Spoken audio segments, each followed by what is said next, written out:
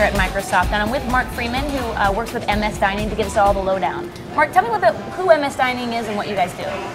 Yeah, so MS Dining is a name for all of the restaurants that we have, the cafes that we have in Microsoft, specifically here in Redmond, but also across North America. We have about 43 cafes here in Redmond, 37 of these espresso kiosks, and it keeps us busy. We serve about 35,000 meals a day. Wow. Now we're at a place called The Commons, and you can see the Pike Place sign back here. Talk about the sign and talk about The Commons. Well, so The Commons is a concept that was developed about 3 or 4 years ago, and we survey our employees every year. And one of the things that came out of the survey was related to variety. They wanted more variety in their dining experience, and so we started a program called Local Brands, which we bring local restaurants into our cafes. And they sell their wares, and we kind of gave them the space in the cafe to set up their products, and we found it to be real successful. And so when we started the design of The Commons, we actually looked at two things. One is helping our employees be more productive, and the other one is this Local Brands program, right? So we again surveyed our employees and found out that what are they doing when they're not working, right? So they're going to the post office, bike shop, or whatever it is. And so again, when we were designing this, we looked at those options to bring into this space. So we have 14 restaurants, all local brands. We support the local economy, and so you won't find a Burger King or a McDonald's or anything like that in here.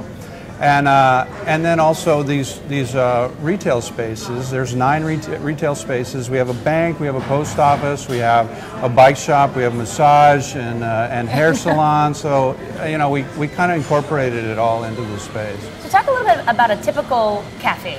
What do we normally as employees get when we go into a typical cafe? Because this isn't typical. There's only one The Commons. Right. And then pretty much almost in every building there's our own cafeteria. Right. So what is the experience there like? So again, we found out that our employees wanted variety in this space. So we have what we call the 4 staples. So we have a grill, a salad bar, a pizza, and deli, right? And those are the 4 things that we have in all the cafes.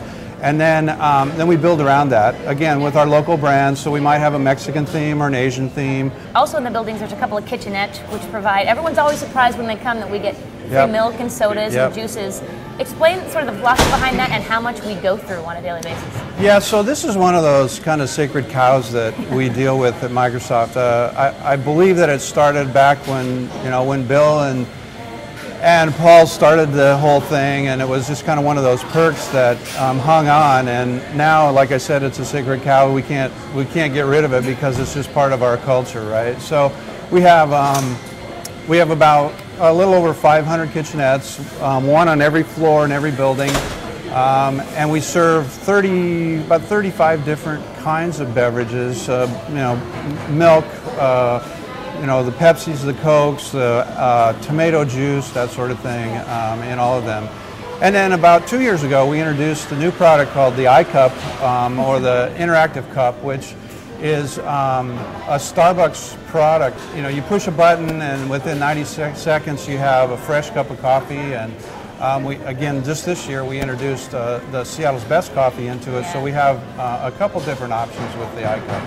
And then finally, there's also are there like Starbuckses or Tully's? There's also little coffee shops within a bunch of the buildings. What's that? Yeah, so we have espresso stands in just about every location connected with the cafes. Most of them are Starbucks, but we have introduced, like here at the Commons, we have Cafe Vita. So we've kind of branched out a little bit from the Starbucks, but you can get all of your espresso drinks and fresh coffee if you'd like, and donuts and pastries and that sort of thing. But again, it brings variety to the space. And it seems like you're definitely going in a more green, environmentally friendly. Since I've been here for 5 years, and we've sort of seen a progression of compostable stuff. Talk a little bit about the materials used and those funny wooden spoons that we get to eat with. Yeah, so that was an interesting story. But to kind of start out on a broad picture. Again, about 2 or 3 years ago, we looked into this green option, and we worked with a company or an association, a nonprofit that's called the Green Restaurant Association. and they have a star system that they as you grow and get more green, you get higher stars.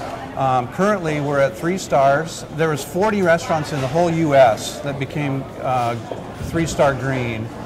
We happen to be one of those. The only corporate campus in actually the world that can say that. So we're trying to be ahead of it with green. You know, we do a lot with our disposables. As you talked about, we have disposable ware. It's all compostable. It's sent to Cedar Grove, which is a compost facility here in Seattle.